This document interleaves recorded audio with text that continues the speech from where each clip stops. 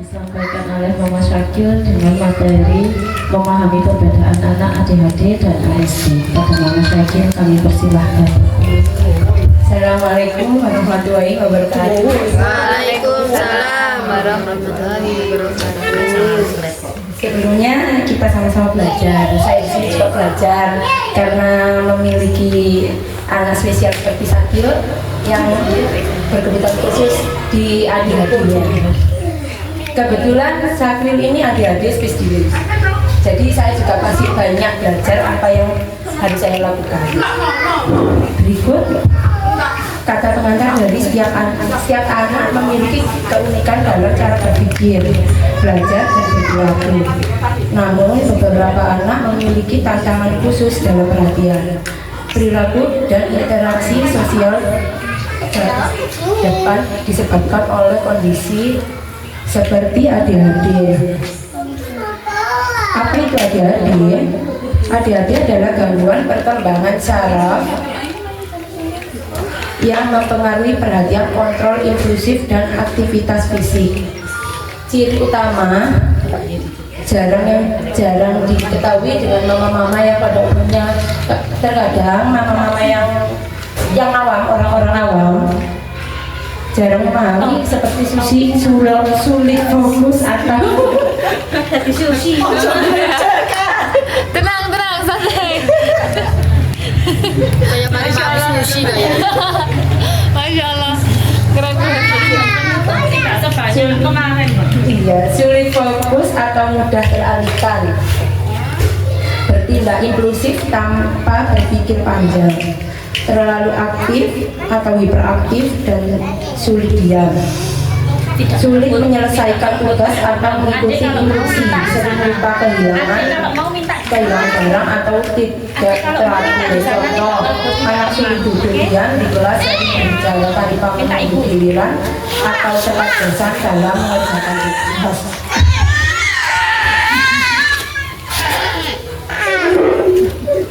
Selanjutnya, pengertian ASD. Apa itu ASD? ASD adalah gangguan perkembangan saraf yang mempengaruhi komunikasi sosial, interaksi, serta pola perilaku dan minat. Ciri utama anak-anak yang terganggu dengan ASD: kesulitan berinteraksi sosial, kurang kontak mata, tidak memahami ekspresi wajah, tidak memahami percakapan dua arah. Pola perilaku reflektif, gerakan berulang, rutinitas yang kaku. Minat terbatas pada hal-hal tertentu, sangat fokus pada topik atau benda spesifik. Peka atau tidak peka terhadap rangsangan sensorik, suara, cahaya, dan tekstur. Contoh perilaku anak yang bisa menghabiskan waktu lama mengatur mainan sesuai warna atau marah jika rutinitas berubah. Tabel perbedaan anak ASD dan ADHD. Anak ASD biasanya kesulitan interaksi sosial dan komunikasi, seperti yang sehari-hari dilakukan. Contohnya, dia susah diajak bermain dengan anak-anak usia sebayanya. Terkadang dia bermain tapi selalu menyendiri, tidak mau berinteraksi. Anak SD. Sedangkan anak ADHD lebih cepat berinteraksi, tapi dia sering seperti bosan, gangguan perhatian, dan hiperaktifnya itu tadi. Dia akan selalu lari atau berjalan yang membuat dia lelah. Minat terbatas, gerakan berulang, suka rutinitas, itu yang seringkali dilakukan anak ASD. Apa yang dimaksud ini? Seperti tangan sejajar dengan mata yang dilakukan berulang kali, dan itu biasanya juga dilakukan dengan anak-anak yang berkebutuhan seperti anak Syakil ini ADHD.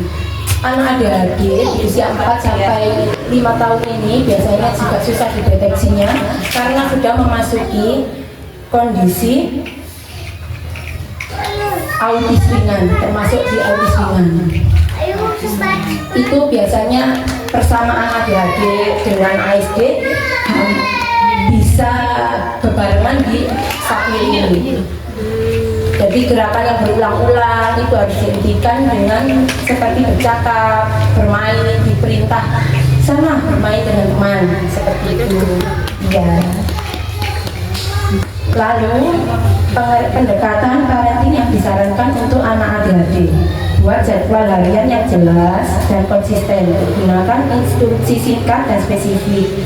Berikan penguatan positif seperti pujian, reward kecil.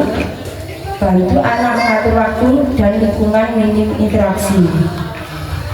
Untuk anak SD, gunakan visual schedule, jadwal rutinitas, bangun komunikasi konsisten, gunakan bahasa sederhana atau gambar, hargai kebutuhan anak terhadap rutinitas, latih kemampuan sosial secara bertahap, libatkan teknik cara advokasi dan analisis perilaku, terapan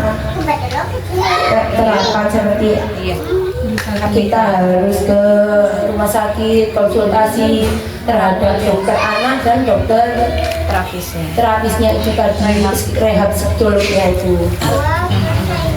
Keduanya bukan akibat pola asuh, bukan salah bisa terjadi, semacam sekitar 30-50% anak ADHD juga menunjukkan gejala autis ringan, memerlukan dukungan lintas bidang orang tua, guru, terapis, dan dokter.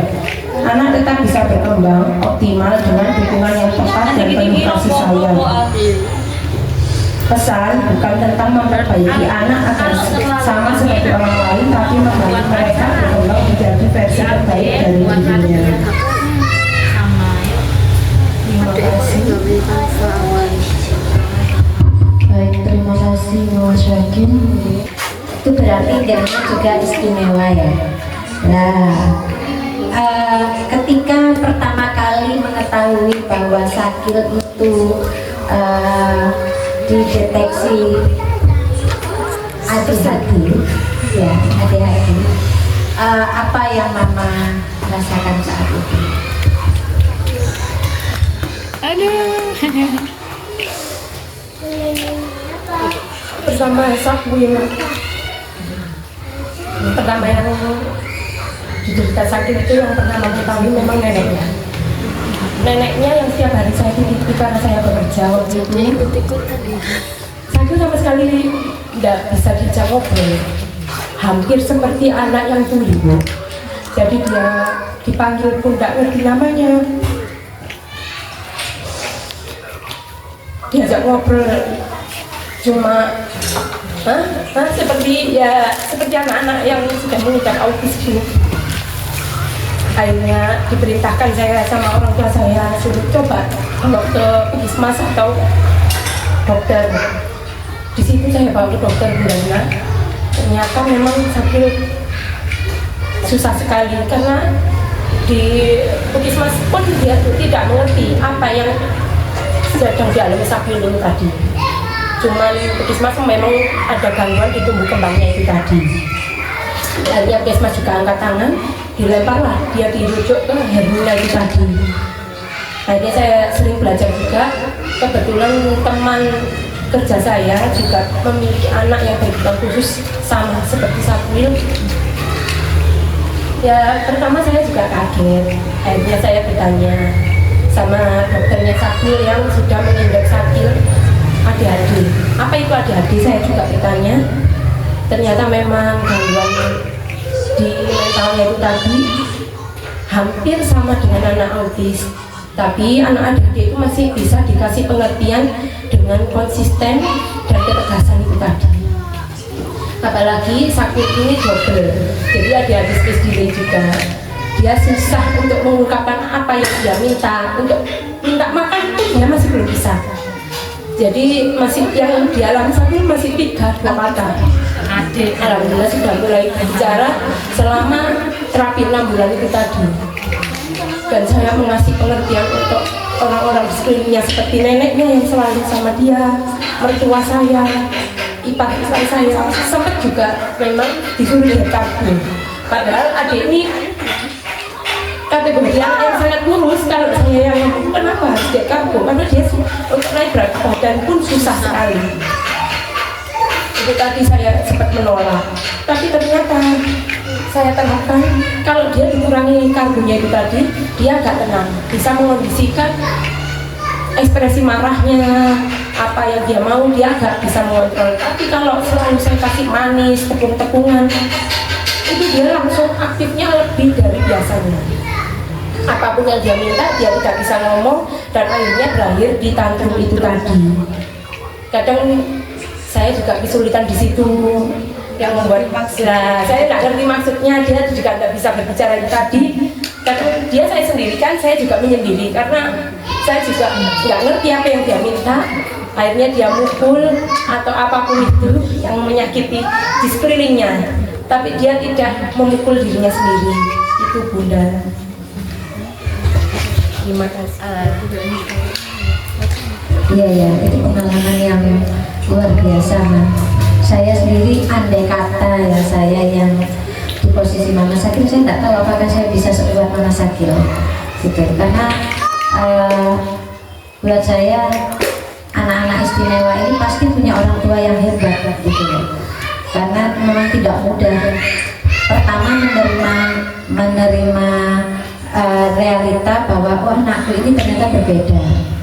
Tapi kemudian yang bikin hebat adalah para orang tua itu kemudian bisa survive gitu kan, bisa survive kemudian berjuang bersama-sama dengan putrinya untuk mencapai tumbuh kembang yang maksimal.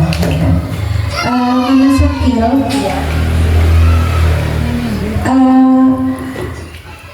Sakil itu berarti dideteksi ADHD ketika usia 2 tahun 1 bulan. 2 tahun 1 bulan. Sekarang Sakil usia 3 tahun 10 bulan.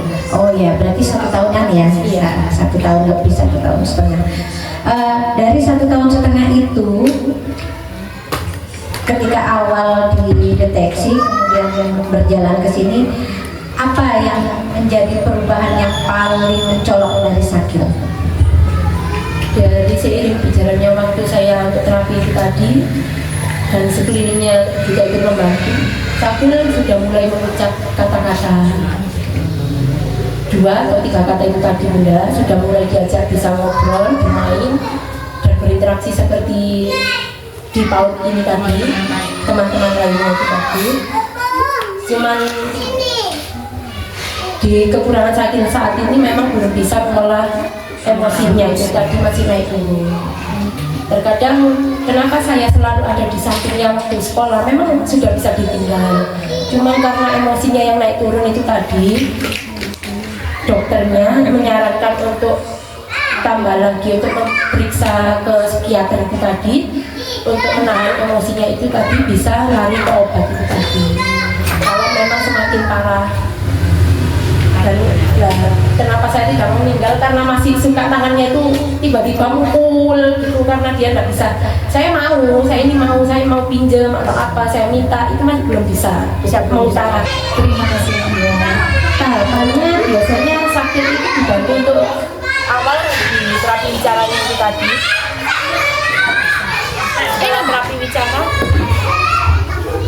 biasanya untuk dipaksa untuk berbicara, apa yang dia tidak bisa itu harus dipaksa. Ya, itu biasanya berujung tantrum. Bisa dia tantrum, itu cara mendeteknya di terapis okupasinya di situ. Sejauh mana dia tantrumnya itu tadi. Biasanya anak kalau tantrum cukup dengan menangis paling lama 1 jam. Itu 3 kali lama. Tapi kalau Sakil ini dibarengi dengan pemukul, terus kalau di rumah itu sampai marah sama saya pun itu sampai gigit, kadang saya tidur pun diinjak, itu tadi akhirnya perilaku apa ya, dia menyakiti orang karena dia merasa benar. Itu tadi nanti tahapannya larinya ke obat itu tadi Bunda. Ya, untuk menahan emosinya sama perilakunya itu tadi kita butuh terapi pendamping, karena saya juga apa ya, perlu hubungan seperti itu kalau saya juga kurang sekali.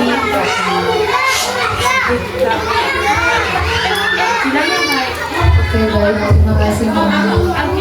Ada lagi Mama? Sebenarnya ini ADHD sama ASD itu banyak banget yang bisa dibahas ya, atau di-share. Iya, masih banyak kan. Perbedaannya juga.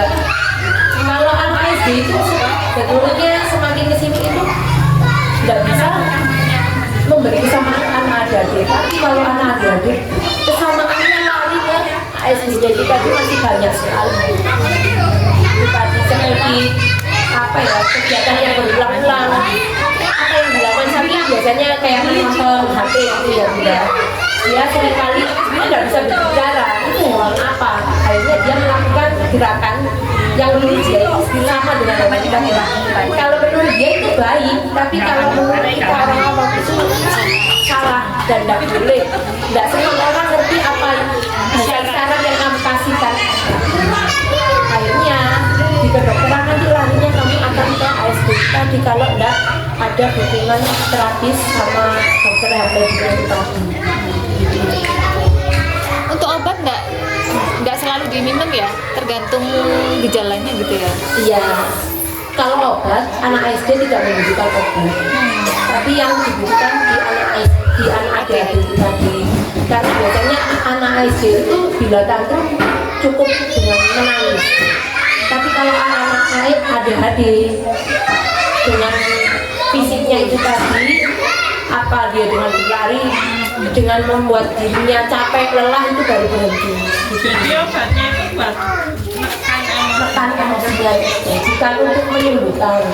Jadi anak SD dan anak ADHD itu dari dokter tidak bisa sembuh.